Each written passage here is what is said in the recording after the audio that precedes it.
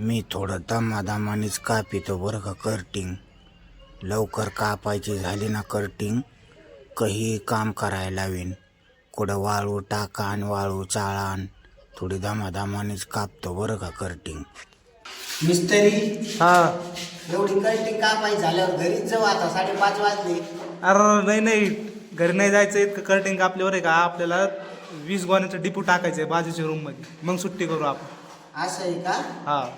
अरे भाऊ, मला माहित होतं ना, तुला विचारलं बी नाही बी विचारलं तर तू नाही का वाळू टाकायला लावणारच आहेत.